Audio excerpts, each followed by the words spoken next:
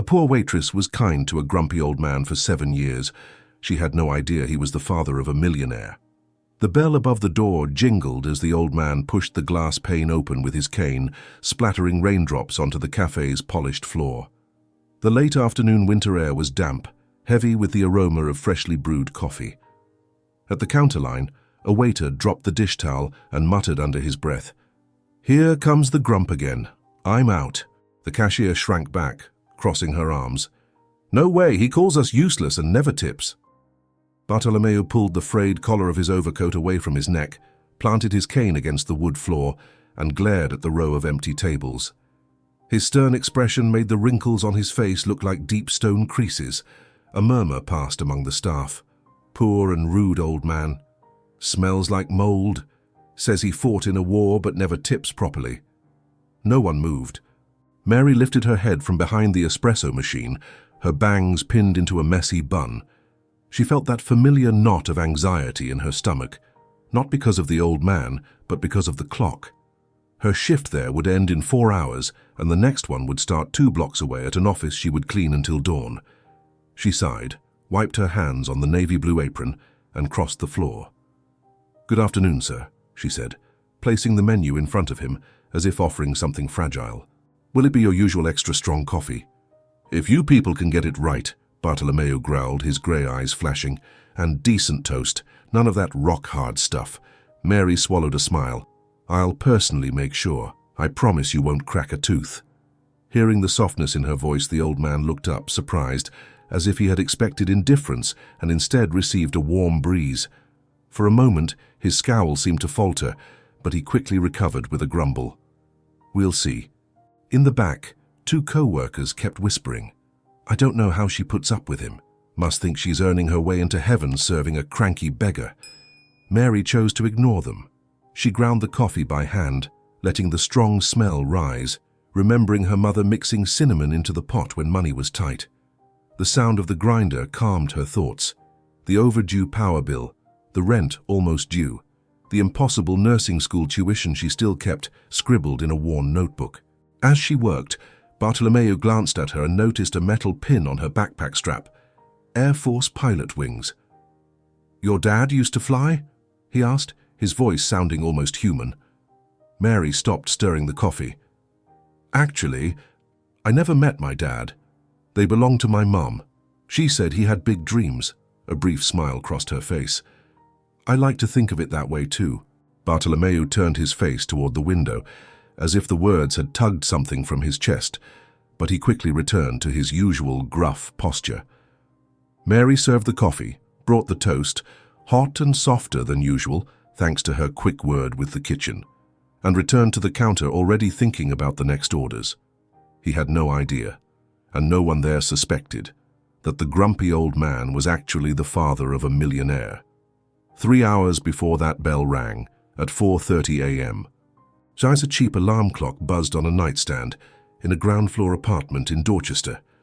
Mary slammed the button before the beep could wake Lucy, slipped her feet into thick socks, and still groping in the dark, turned on the dim kitchen light.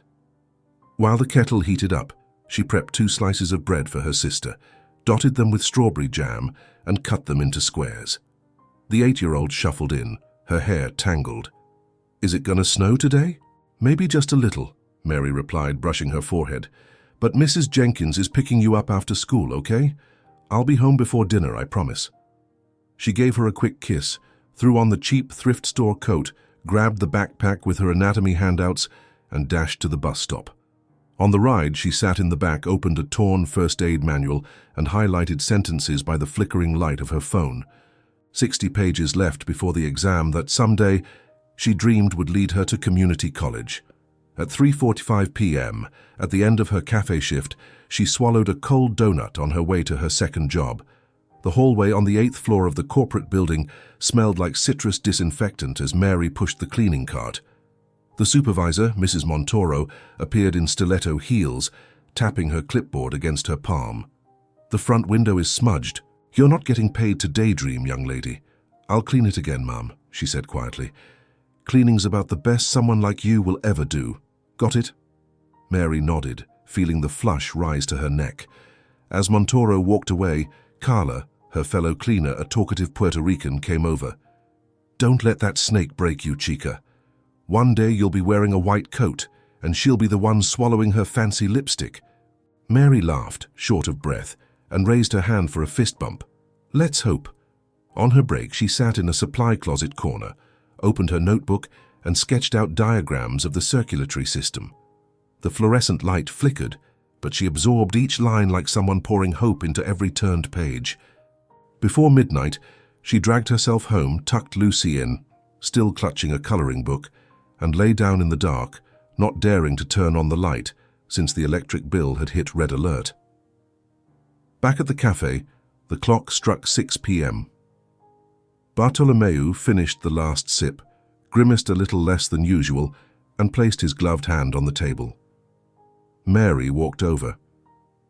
"Was the coffee better today?" He cleared his throat. "Acceptable, for a change." He rummaged in his pocket, pulled out a few coins, hesitated, then added a crumpled $5 bill to the saucer. Her eyes lit up, but before she could thank him, he stood, shrugged on his heavy coat with stiff movements of someone carrying pain in his shoulders, and headed for the door. Mary began wiping the table, still surprised by the tip. Through the fogged-up window, she saw the old man reach the corner, where a black sedan waited with its engine running. A suited driver opened the back door. Bartolomeu climbed in slowly, but as soon as he sat down, he removed his worn hat, placed it on his lap with unexpected dignity, and took out a silver flip phone. The bluish light highlighted the lines on his face as he dialed. "Sebastian," he said, his voice suddenly firm, almost vibrant. "She's different." The car pulled away through the drizzle, disappearing into the lights of the Boston evening, while Mary, back inside, pressed a damp cloth against the table, unaware that the old man's quiet remark would soon turn her life upside down. The bell rang louder than usual as the cafe door slammed open against a gust of wind the following morning. Mary, balancing a tray with 3 steaming mugs, turned quickly to avoid spilling coffee on the customers waiting in line. One of the cups slipped. She twisted her wrist and managed to set it on the counter, but some of the liquid splashed onto the white shirt of an impatient young man. "Damn it!"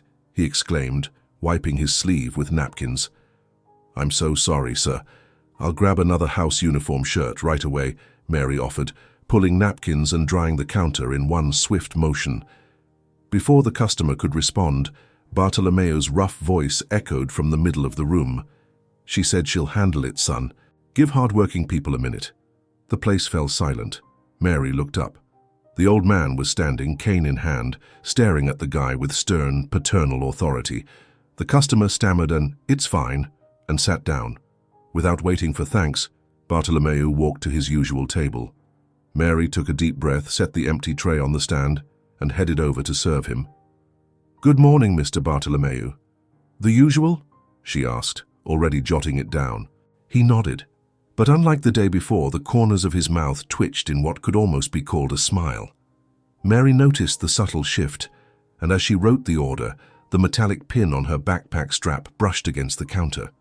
The pilot wings glinted under the hanging lamp. Still carrying that memory? Bartolomeu leaned in, curious. "Yesterday you said it belonged to your father. Or rather, the man you never got to meet." Mary set the pencil down, surprised he was starting a conversation. "Yeah, my mom gave it to me before she passed away. She said he was stubborn, but brave. When things get tough, I like to remember that someone with my blood once aimed high, too." The old man's eyes scanned her face, as if searching for something long forgotten. Then he leaned back, cleared his throat, and pointed to the window. "Sometimes courage is all you've got left." Mary felt a warmth rise in her chest. She wanted to ask more, but other orders came in. She served 2 cappuccinos, refilled the bread basket, smiled at new customers. 15 minutes later, she returned with the extra strong coffee, softer toast, and a saucer with fresh butter. "Just the way you asked," she said, adjusting the napkin. Bartolomeu sipped the coffee, swallowed slowly, and raised his eyebrows. It was actually good. Without a word, he pulled out a worn leather wallet. To her surprise, alongside the crumpled bills, came an old silver coin protected in a thin plastic sleeve. He turned it between his fingers, admiring the raised eagle design. "You ever heard of the 1923 peace dollar?" he murmured, handing it to Mary. "I've kept this coin since my first paycheck. Never trusted banks."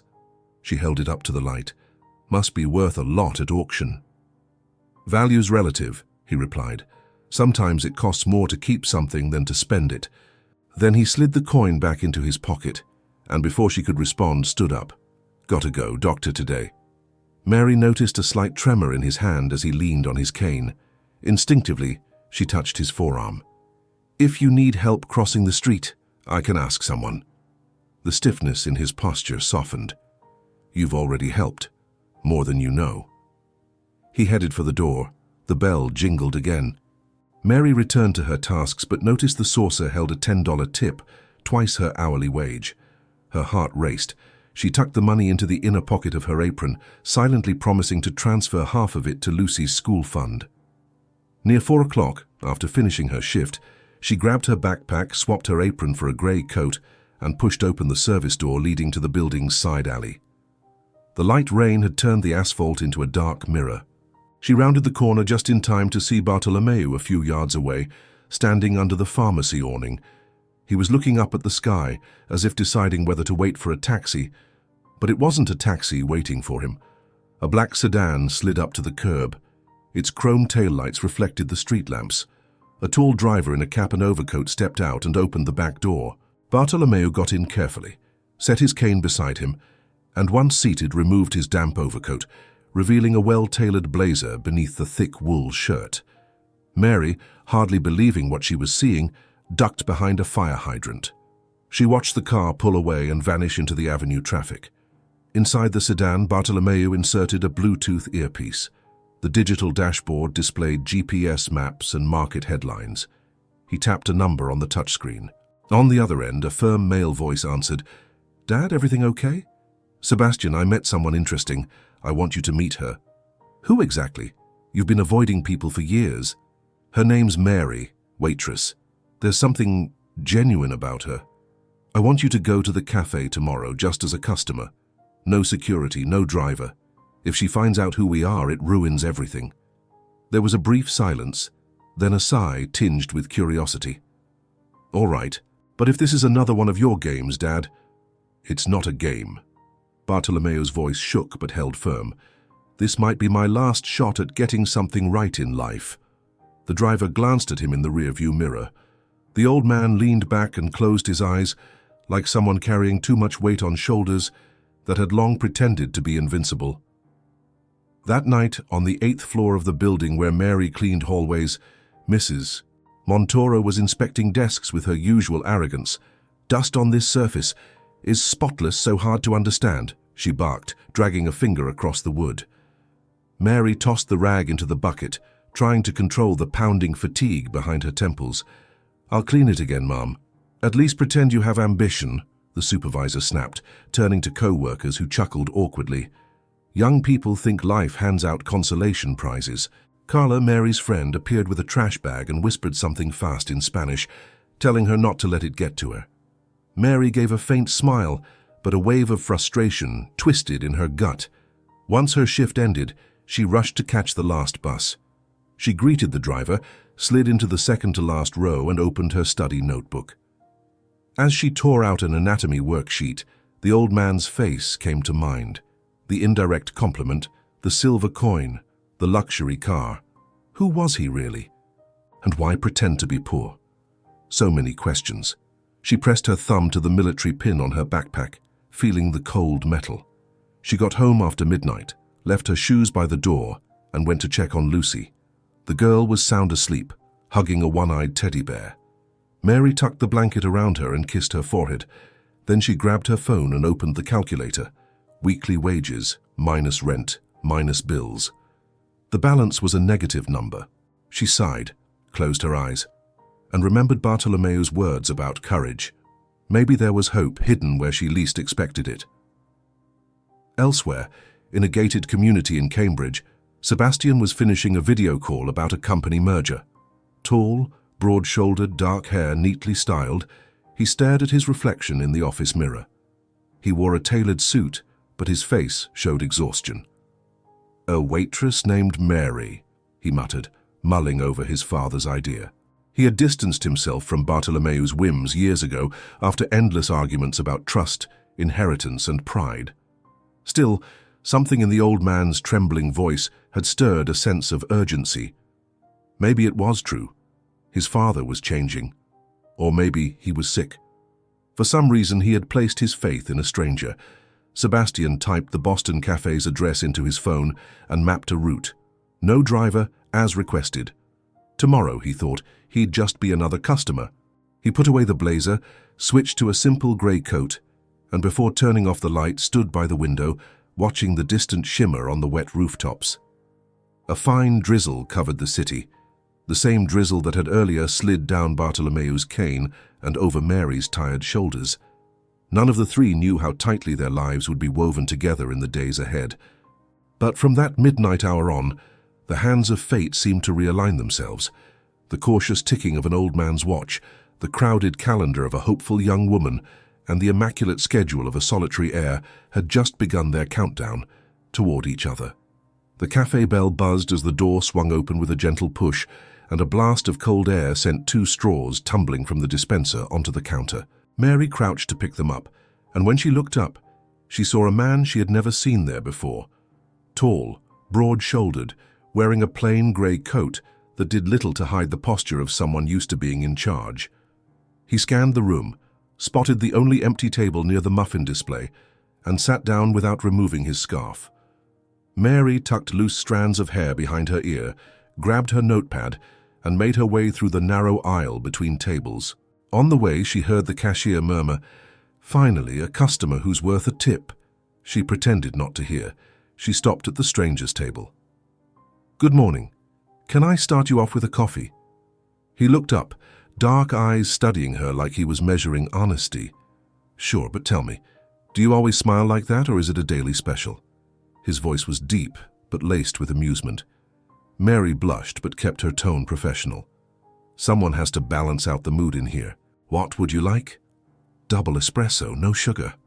He handed the menu back, and the brief touch of his fingers on hers made Mary's heart beat faster than usual. As she prepared the espresso, she realized Bartolomeo hadn't shown up that morning. A pang of worry hit her, but she pushed it aside. There were still tables to clean and bills to pay. She served the steaming cup to the man in the grey coat and returned to the counter. Across the cafe, Sebastian, because that's who it was in disguise, watched discreetly. He studied every detail: how Mary crouched to speak to an elderly customer, how she helped a little boy pick out chocolate donuts, how she wiped spilled milk foam from the counter so none would go to waste. He sipped the coffee, approved of the strong roast, and let his gaze return to her, intrigued by the lightness she seemed to carry, despite the dark circles poorly hidden by cheap concealer. When he paid the check, he left a generous tip. Mary picked it up, surprised. "Sir, I think there's a mistake. This is too much." "It's no mistake," he replied, locking eyes with her. "Good work deserves to be recognized. I'll see you around." He turned and left before she could thank him. The wind spun the little doorbell, announcing his departure. Hours later, Mary ran toward the 23 bus stop, backpack bouncing against her spine because the clock showed only 3 minutes until departure. The sidewalk was soaked with melting snow, and her thin shirt clung to her skin. As she reached the line, she took a shaky step.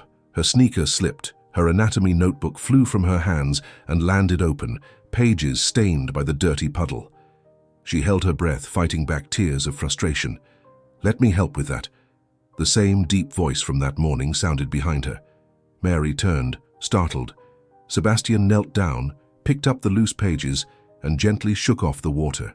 "You mystery customers always show up when I'm in trouble," she joked, trying to mask her embarrassment. "Maybe I'm your part-time guardian angel." He gave a crooked smile. "Got a cover for this?" She shook her head. "No budget for luxuries like that. But thank you." Sebastian glanced at the bus sign approaching, then at her tired expression. "Can I offer you a ride? My car's just down the street." Mary stepped back slightly. "Thanks, but I don't accept rides from strangers." "Fair enough." He raised his hands in surrender. "Then at least let me buy you a coffee tomorrow morning during your break. Make up for the soggy notebook." She hesitated, then gave a small smile. 7:30. That's when I have 5 minutes free. The bus doors opened. She boarded, placed the damp notebook on her lap, and through the window saw Sebastian slip his hands into his pockets and walk away in the light snowfall like he had all the time in the world. For a moment, Mary forgot about her overdue bills. That night at the office building where Mary cleaned the floors, Mrs. Montoro was inspecting the tiles with hawk-like eyes. "Did you scrub this baseboard? I see dust." She pointed her stiletto heel at the corner. Mary, exhausted, scrubbed the cloth again. Her hands ached, the cold crept up her legs. Her supervisor's voice echoed, distant and dull, like noise over water. She was thinking about tomorrow morning's coffee, the cup she'd share with the stranger. Carla noticed her dazed state and walked over with a cheap chocolate bar. "For your blood sugar. And your soul, chica." "Thanks," Mary smiled, wrapping her detergent-slick fingers around the candy. "Today was different. Different good or different bad?" Carla asked. "Maybe good." Mary recounted briefly the elegant customer, the tip, the coffee invitation. Carla's eyes widened. "Careful. People who look like princes can turn into frogs real fast, but then again, sometimes miracles show up when you least expect them." Mary gave a faint laugh, but hope fluttered inside her like a sudden wing beat. She returned to the mop with renewed energy, tuning out her supervisor's jabs. At 7:20 the next morning, Mary was arranging cups on a tray when Sebastian walked in again, this time without the scarf, revealing a strong jaw shadowed by a short beard. He greeted her with a discreet nod. She pointed to the high stool at the end of the counter, where he could sit during her break without breaking any rules. "Double espresso, right?" she asked. "And a blueberry muffin, if you've got one," he added, resting his forearms on the marble counter. Mary made the coffee, grabbed the biggest muffin from the display and slid everything over to him. She removed her apron and sat beside him, mental timer ticking down her 5-minute window. "You know, you could pick a nicer place than this for your coffee. I'm here for the service." Sebastian bit into the muffin, then wiped the crumbs with a napkin. "So, Mary, what are you studying exactly?" "I saw an anatomy book yesterday." She let out a soft sigh. "Nursing. Someday, I just need to save up enough for tuition. I'm close. Just a few $100 and a small miracle. I work here in the mornings and clean offices at night." He tilted his head, intrigued. "That explains the dark circles, but also the drive." Mary shrugged. "Someone has to show Lucy there's more out there than our block. My little sister deserves to see that hard work pays off." Before she could say more, the shift manager called her name. Break time was over. Mary stood quickly. "Thanks for the coffee. This time it's on me." She slid a few coins onto the counter. "You owe me another conversation then." Sebastian pushed the coins back with a smile. "Tomorrow." The doorbell jingled as old Bartolomeo appeared, coat-soaked and expression stormier than the clouds outside. He paused at the entrance, scanning the room until his eyes landed on Mary talking to the unknown man. Something about Sebastian's protective posture made the old man stop in his tracks. For a moment, the steel in his wrinkles seemed to soften.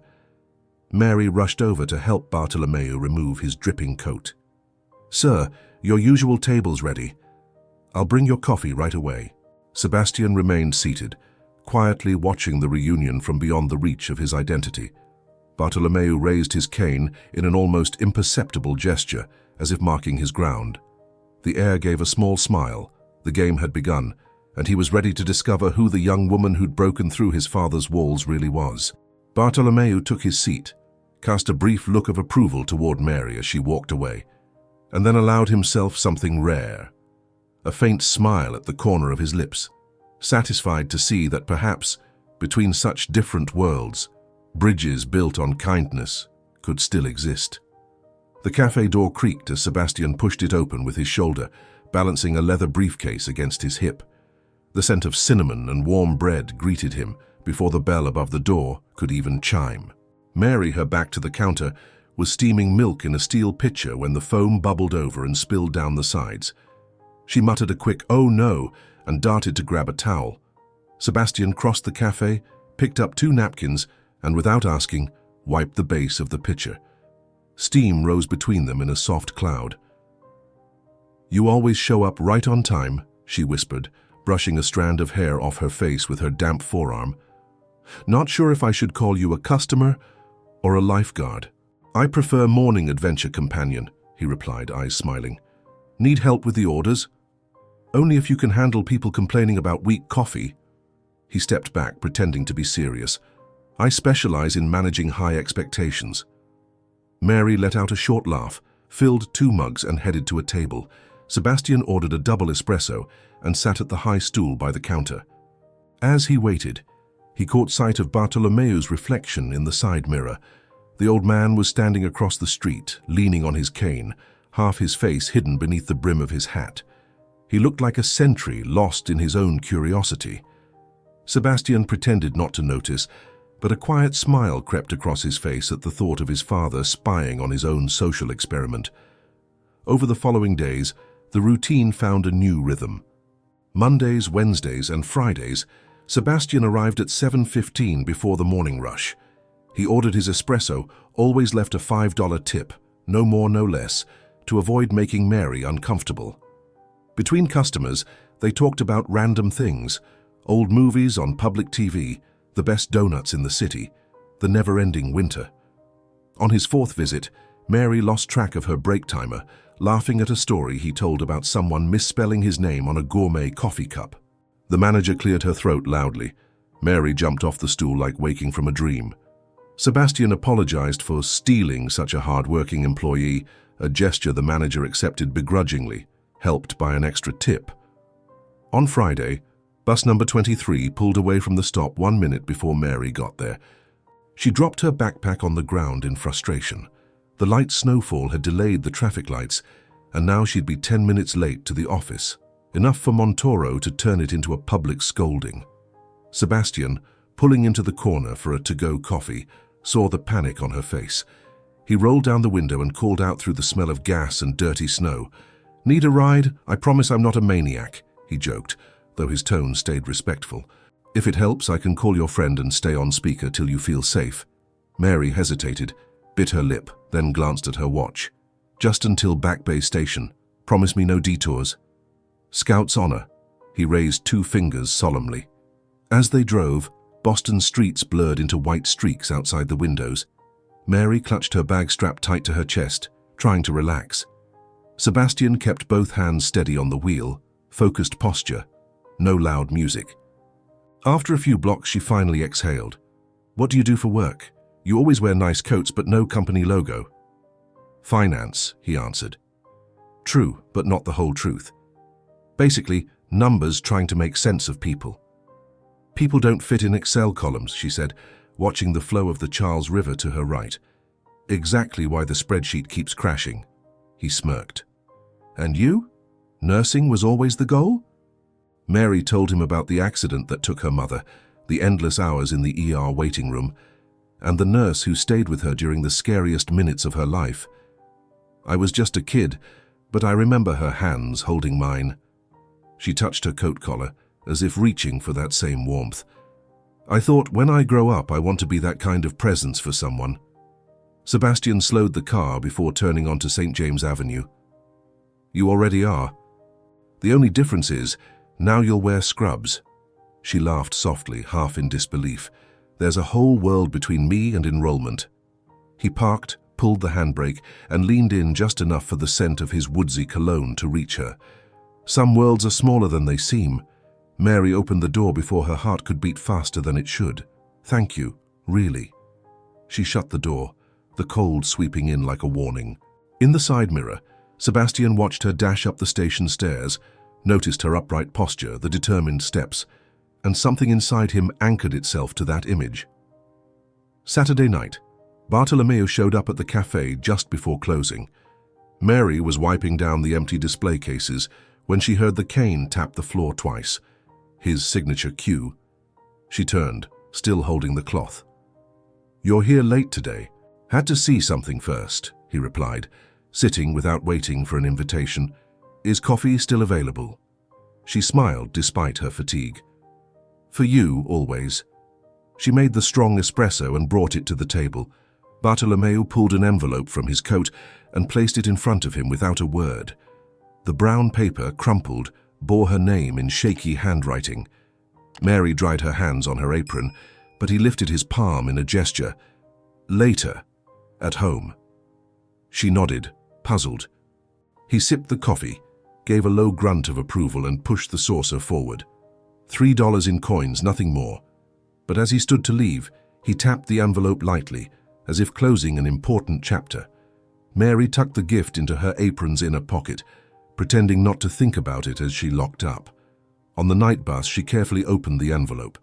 Inside was an old black and white photo of a young pilot grinning in front of a bomber, hair tousled by the wind. On the back, written in faded ink, Lieutenant Howard, 1944, courage flies on invisible wings. Alongside the photo, a short note in a firmer script than she expected, for someone who still knows the value of treating strangers like people. B. Mary held the photo close to her chest. In the window's reflection, her face merged with the pilot's, 2 different times meeting in a single piece of paper. The next morning, Sebastian walked in before sunrise, when only a dim lamp lit the counter. Mary squinted to recognize him. "We're still closed for 15 minutes, she said, but couldn't hide her joy at seeing him. "Then I'll take my coffee in the kitchen," he replied, resting his arms on the counter. "I brought you something." He pulled out a small plastic case with a clear cover, a waterproof notebook sleeve. "Don't want to see your notes go under again." Mary held the case, surprised. "Thank you. I must owe you half this cafe by now. Consider it an investment in my future favorite nurse." She laughed, sliding her notebook inside the case. "You've got it wrong. My patients will be your competition, not your clients." "Healthy competition," he replied, raising an eyebrow. At 6 o'clock, the bell rang as the first customer entered. Sebastian stepped aside. As Mary took orders, he claimed a corner table, opened his laptop, and worked quietly. When she passed by, he'd slip her anatomy quiz cards he'd found on a tutoring site. Mary hid her smile behind her tray. By noon, as the rush slowed, he packed up and left without a word. Across the street, Bartolomeo watched. Coat neater than usual, hat brushed clean, expression still stern, but something new flickered in his eyes. He saw his son crossing the street, saw Mary collecting cups, and realized, perhaps with surprise, that the world seemed a little less cold when viewed through her kindness and Sebastian's quiet presence. The old man's lips lifted into the faintest of smiles, the first in decades, as he turned to walk away, carrying in his pocket the conviction that sometimes silence and shared glances are enough to tear down walls that years of solitude have built. The stainless steel spoon slipped from Mary's hand, clattered onto the tiled floor, and spun until it came to a stop near the door, just as the wall clock struck 7:20. The noise made 2 customers glance over, but she barely noticed.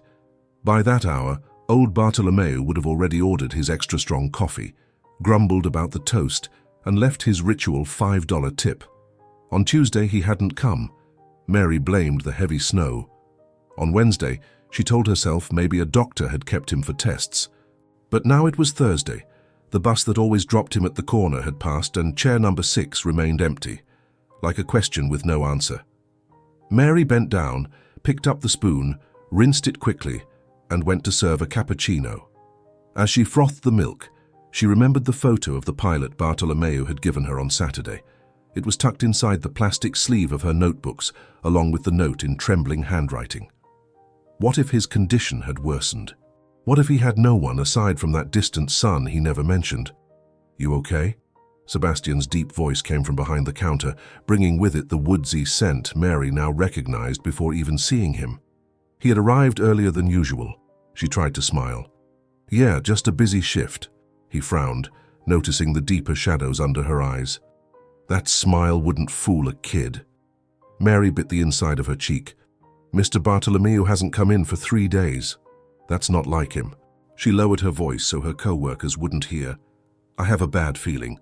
Sebastian steadied the base of the cup she was filling with foam, helping her trembling hand. "I can take you to the address he used to mention. Maybe a VA clinic? After your shift, of course." She wanted to say no, but the thought of searching alone through unfamiliar hospitals was even more frightening. She nodded, wiped the steam wand, and returned to work. 2 hours later, Mary handed off her apron to a co-worker and found Sebastian leaning against the counter, wool coat on, car keys spinning between his fingers. They stepped into the freezing street. He opened the door of his silver sedan, waited as she settled her backpack on her lap, and before starting the engine, programmed the GPS for the Veterans Hospital in Jamaica Plain. The dashboard lights created a warm cocoon in contrast to the overcast afternoon outside. The tires sliced through the thin snow on the asphalt. Mary clasped her hands restless. "When you grow attached to someone," Sebastian said, eyes on the road, "their clock becomes your own." She turned her gaze to the window, where streaks of ice trickled like the veins of a leaf. "It's strange missing someone who only ever complained." She gave a humorless laugh. But he was consistent. In a life full of uncertainty, consistency is gold. For a few blocks, the only sound was the hum of the heater. Mary mentally flipped through the past few months, the unexpected tip, the silver coin, the envelope with the photo. She realized Bartolomeu's silence had spoken more about trust than any compliment from a customer ever had. "I lost my parents young," she said, her voice entering the intimate space of the car. "When someone disappears without warning, my body reacts before my mind does. It feels like I've lost someone all over again." Sebastian slowed down to pass a delivery truck. His right hand slid from the gear shift to the center console. He hesitated, then placed it gently over hers, which trembled in her lap. The touch was steady but light, meant not to restrain but to anchor. "You're not alone in this," he said, his low tone blending with the engine's soft rumble. "We'll figure out what happened." The warmth of his hand traveled up Mary's arm to her chest, easing her breath. She didn't pull away. Instead, she laced her fingers with his, surprised by how natural it felt, as if they'd rehearsed that rhythm in another life. In the hospital parking lot, the sharp wind made Mary pull her scarf up to her nose. Sebastian offered his arm. She took it. Inside, the lobby smelled of disinfectant and stale coffee. A digital board displayed wings and hours. Mary stepped up to the information desk. "Good afternoon. I'm looking for Bartolomeu." She froze. She'd never learned his last name. She glanced at Sebastian, panicked. He leaned in, speaking to the receptionist. "Bartolomeu Knight, correct?" he asked Mary, who gave a hesitant nod. The receptionist typed for a few seconds, made a soft and shook her head. "No one by that name in the last 72 hours. Mary felt her stomach drop. Sebastian thanked her and gently guided Mary away from the desk. "He could be at another hospital. Or maybe he's home," he said, voice calm and measured. "Let's try calling some nearby clinics." Mary agreed. They stepped back into the icy air. Her hand slipped from inside her coat and gripped the lapel of Sebastian's overcoat for a moment. "Thank you for coming. If I'd been alone, I'd have given up already." He tilted his chin, studying the grey sky. "I told you I wouldn't veer off your path, remember?" He gently touched the headband, holding her bangs back. "Besides, I like driving with good company." Mary laughed softly and they headed to the car. When Sebastian dropped her off outside the modest apartment building in Dorchester, he turned off the engine but didn't take out the key. The silence between them was thick with farewell and anticipation. "We still have questions," he said, hands on the wheel. "So if I find anything, I'll let you know." He handed her a plain card with a phone number. "This one's direct. No voicemail." She slid her thumb over the smooth paper. "I'll look too. Maybe the pharmacy where he got his meds has some records." Before getting out, Mary leaned in slightly and pressed her lips to the corner of his jaw. A kiss so quick it almost disappeared into the fog of breath hanging in the cold air. Sebastian closed his eyes for a second, as if sealing a silent promise. "See you tomorrow, Mary." She smiled, clutched her backpack to her chest, and ran up the stairs. In the dim hallway light, she leaned against her door, head spinning.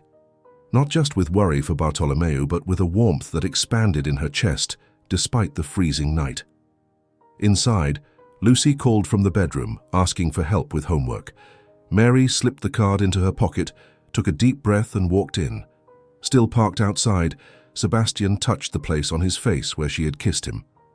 The car's heater and his heartbeat moved in the same quiet rhythm. He started the engine but didn't drive off right away, staring at the apartment window, where the warm glow now framed the silhouettes of two sisters. He thought of his father, of the distance between them, and how much he wished he could call and say, "You were right, she's different." Upstairs, Mary pulled out the plastic notebook sleeve. Tucked between the pages, the pilot's photo shimmered under her reading lamp. She traced her finger over the plane's wings, feeling a shiver, like the past was whispering a quiet warning.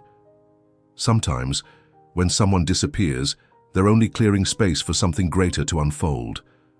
And for the first time in days, her worry made room for a flicker of hope. The cafe bell rattled so loudly it made the shelf of cups tremble. Mary looked up in alarm, the dish towel still dripping water onto the counter. Sebastian strode through the door in one determined step, his coat flapping open despite the biting wind outside. His dark eyes, usually calm, now held an urgent gleam, somewhere between panic and pain. "We need to talk, now." His voice was low, but firm enough to hush the soft hum of the few early customers. Mary frowned, wiped her hands on her apron, and stepped around the espresso machine. Before she could say anything, a co-worker stepped forward and offered to cover the counter. Mary nodded, heart racing with a growing sense of dread. In the cramped storage room behind the kitchen, the air smelled of flour, detergent, and steam rising from nearby pots. Sebastian closed the door, not locking it, and braced a hand against the stainless steel counter as if he needed something solid to hold on to. Mary crossed her arms, waiting. "I found my father." The words came out like a rip through his throat. "He's at St. Matthew, cardiology wing. Called an ambulance 2 nights ago. Was unconscious for a few hours." He drew a deep breath, but the tension didn't ease. "He asked to see you." Mary blinked. Then a chill raced down her spine. "Your father?" Her voice was barely a whisper. "But you've never mentioned family. Who is your father, anyway?" Sebastian unzipped the inner pocket of his coat and pulled out a folded envelope. He handed it to her. Inside, Mary recognized Bartolomeu's shaky handwriting on hospital forms. At the top it read, "Emergency contact Sebastian Knight, son." She looked up, the shock plain on her face. "Bartolomeu is your father?" He nodded, jaw tight. "My full name is Sebastian Knight. I'm the only son he's always referring to as stubborn, headstrong, whatever he feels that day." He swallowed hard. "When he asked me to come here, he didn't want to tell you who I was. He needed to know you were who he said you were, someone who treats people with kindness, no matter who they are." Mary's stomach flipped. The storage room felt smaller, suffocating. "So you—" Her voice hardened. "You lied to me this whole time." "I didn't lie. I withheld who I was." Sebastian raised a hand but didn't touch her. "The plan was simple. Observe, confirm you were genuine. But I got more involved than I should have." Mary stepped back, as if the counter had burned her. "More than you should have?" Her words shook with anger. "I trusted you. I told you about my mom, my sister, my dreams. And you, what? Played the good guy while testing whether I passed your dad's moral screening?" Sebastian closed his eyes for a second, bracing against the hit. "I understand why you're angry.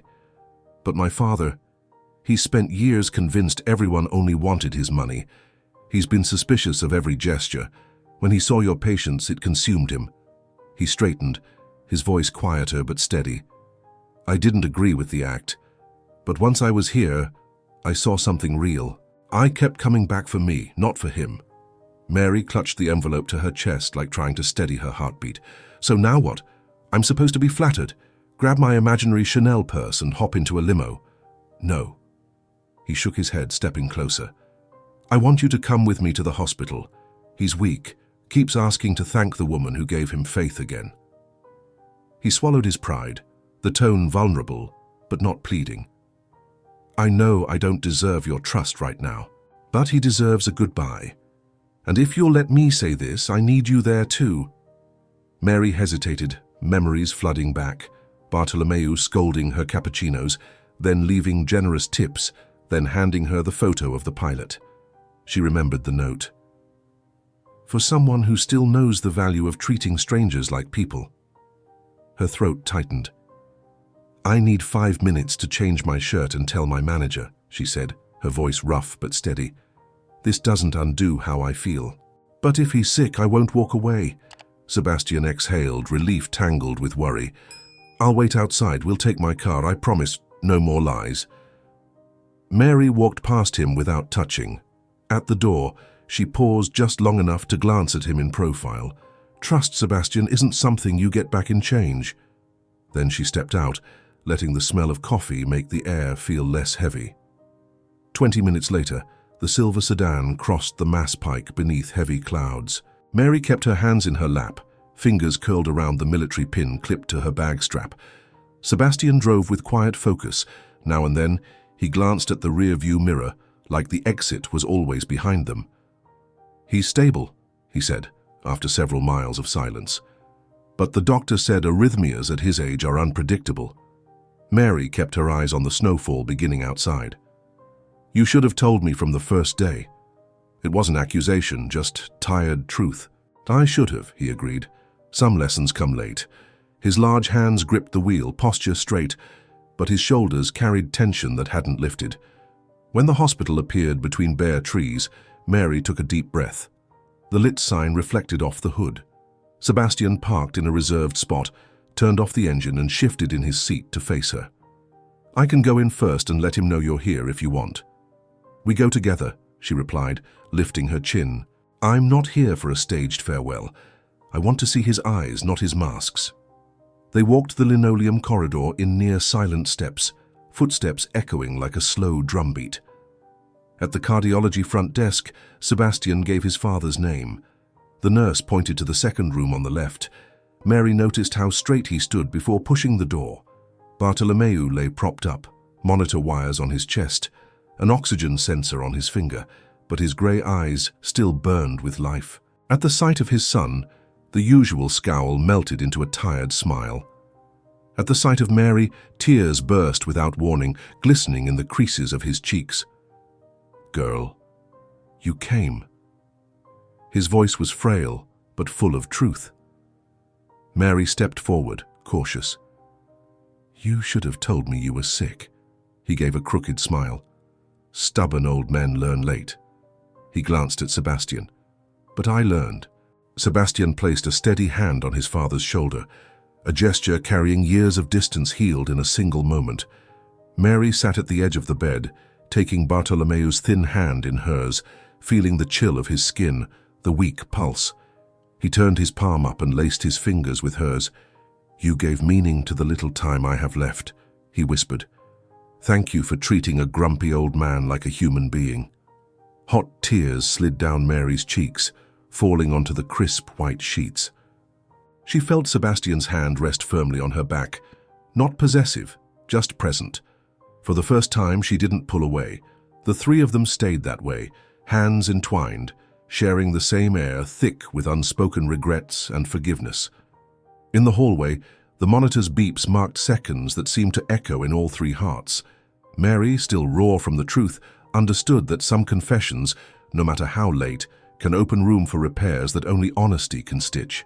As she held Bartolomeu's hand and leaned into the quiet strength of Sebastian behind her, she accepted that sometimes hurt and compassion walk side by side, and choosing to stay is, itself, a form of hope. The monitor blared a sharp alarm.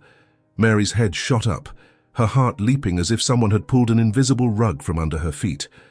The heartbeat line on the screen jolted, then steadied into uneven waves.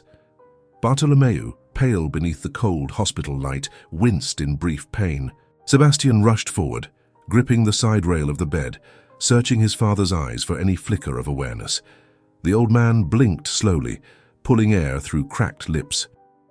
"Still, with me?" he murmured, trying to focus on both Mary and Sebastian at once. Mary loosened her grip on his bony hand, letting him breathe more freely, though she kept their fingers intertwined, feeling the faint pulse flutter beneath her skin.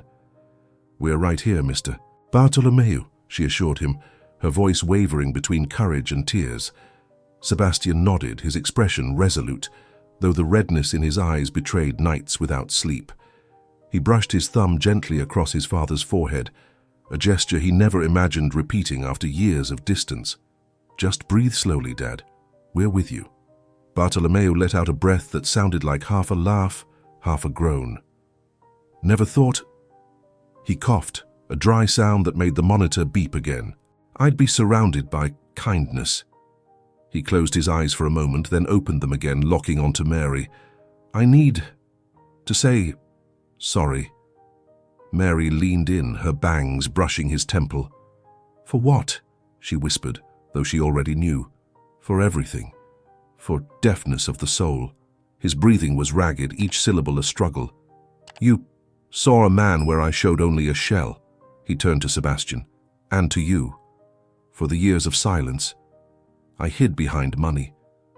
Blinded myself to what really matters." Sebastian closed his eyes and took a long breath.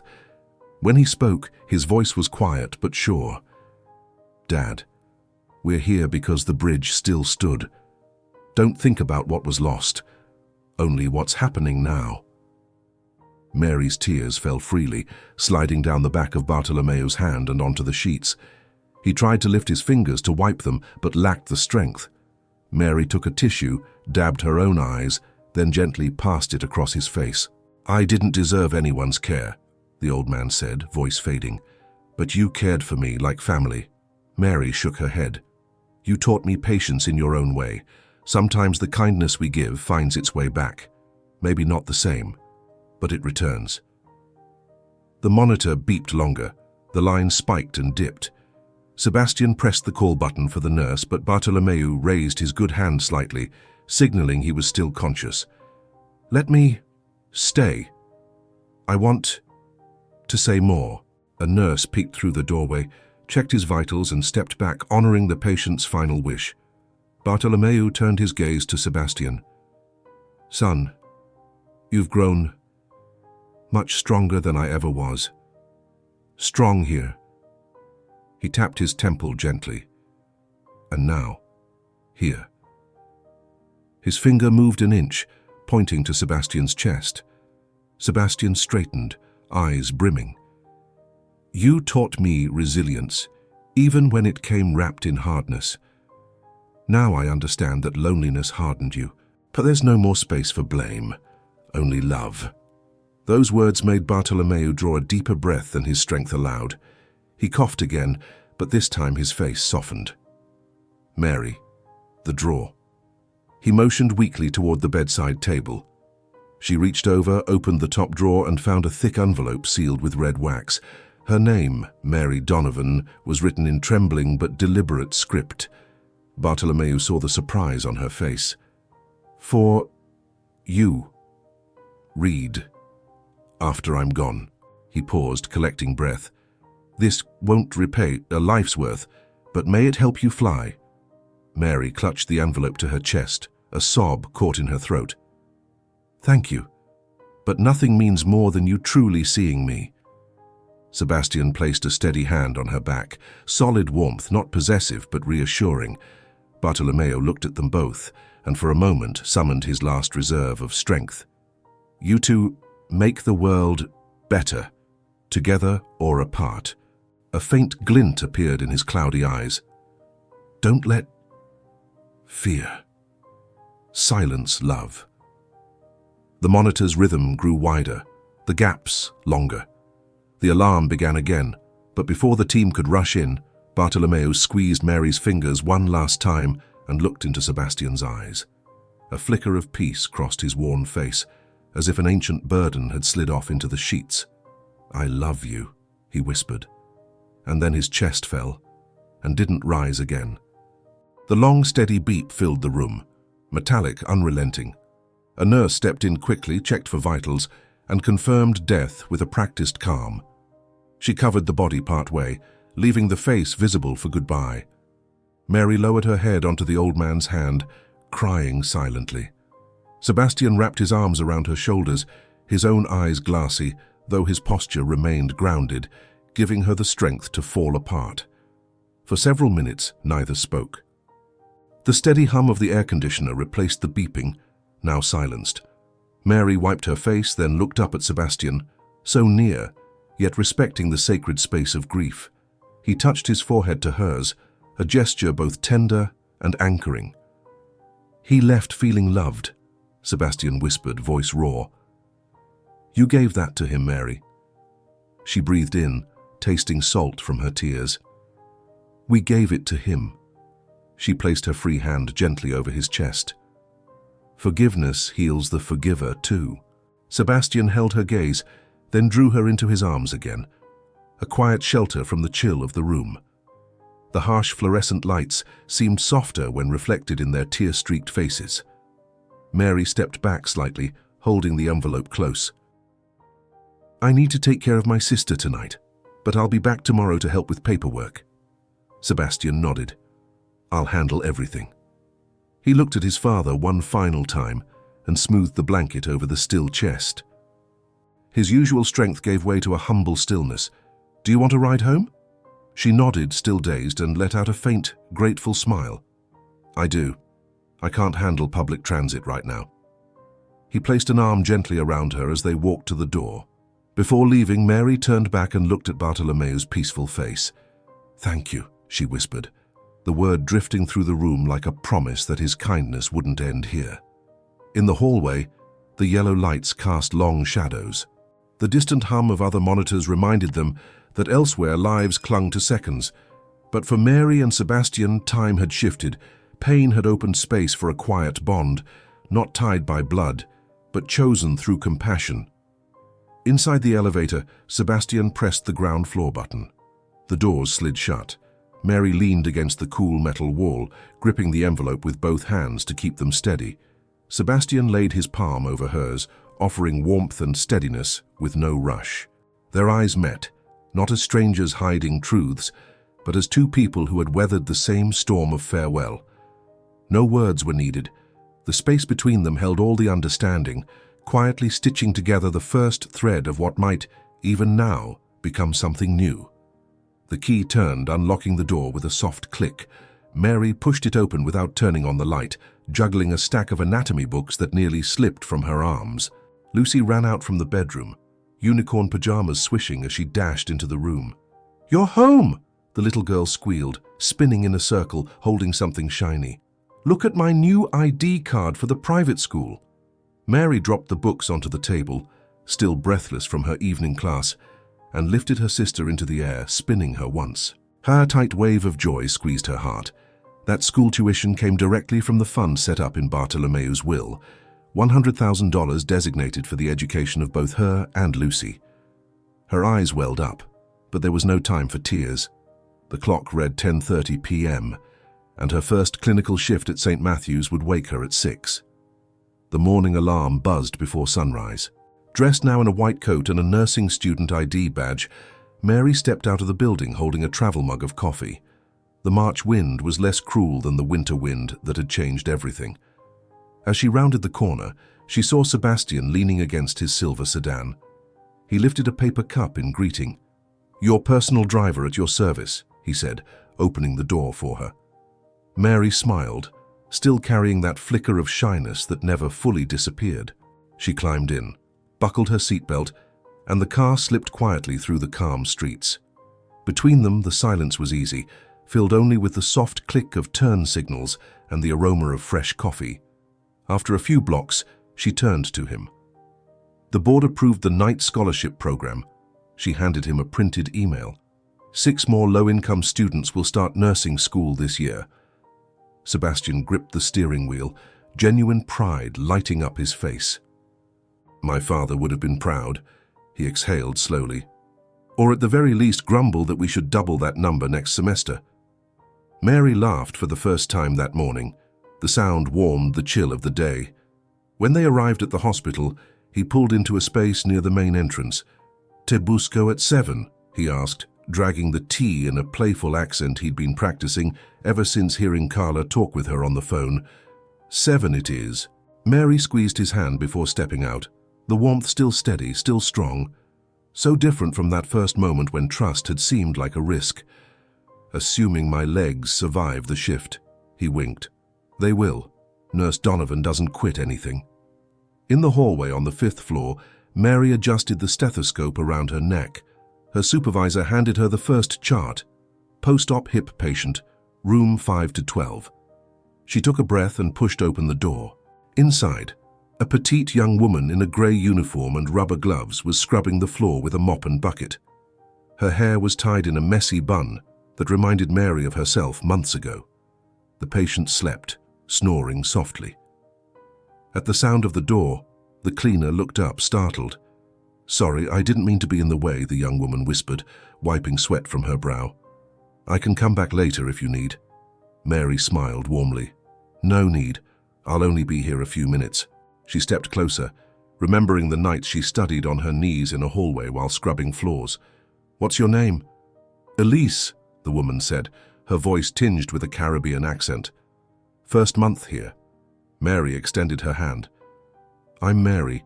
If you ever need help finding the break room or, I don't know, a nursing textbook, let me know." Elise's eyes lit up, as if an invisible door had opened in the middle of the chemical-scented air. "Thank you, I want to be a nursing tech someday, but it's expensive." Mary touched the pilot's wing pin clipped to her medkit, now gleaming, symbolizing not a missing past, but a future in flight. The path might look long, but sometimes it's just a matter of finding a bridge. She winked as she collected the patient's vitals. "We'll talk at lunch." As she stepped out of the room, her chest felt lighter, knowing that kindness could still echo, just as Bartolomeu had hoped. In the parking lot at sunset, Sebastian leaned against the hood, arms crossed. The sun dipped behind the buildings, painting the sky in amber hues. Mary walked out through the automatic doors, exhausted but light. Her coat still carried the scent of hypoallergenic soap and glove powder. "I survived," she declared, tossing her bag into the back seat. "I charted 3 EKGs, adjusted a morphine drip, and gave a janitor advice on scholarship applications. Not bad, told you," he said, opening the passenger door for her. "Nurse Donovan saving the world." He climbed in too, but didn't start the engine. Instead, he turned in his seat, face close to hers. "You know, Mary, every day since my father passed, I wake up asking what I can do to honor what he learned from you. But I'm realizing the best way is simply to follow where you take that light." Mary touched his stubbled jaw, feeling its texture beneath her fingers. "I'm no beacon. I just keep walking forward." "Then let me walk with you," Sebastian said softly but without hesitation. "Not as a benefactor, not as a test, as a partner." Her heart beat that familiar rhythm, but now, without fear. "Walk with me then." She leaned in and kissed him gently, sealing a quiet contract of mutual devotion. The kiss was brief, but full of certainty. When they pulled apart, Sebastian grinned, turned the key, and the car hummed to life, its engine blending with the distant wail of an arriving ambulance. They pulled out of the parking lot, headlights cutting into the new night. In the rearview mirror, Mary watched the hospital lights fade behind them. Inside her chest, she carried the calm conviction that this journey, built on courage, kindness, and forgiveness, was only just beginning. Hear what it meant to you. Remember to hit the like and subscribe buttons. This is really important for the channel. Really important. And if you're ready for another story of love and hope, click the first card or the second one to watch the full playlist. See you there.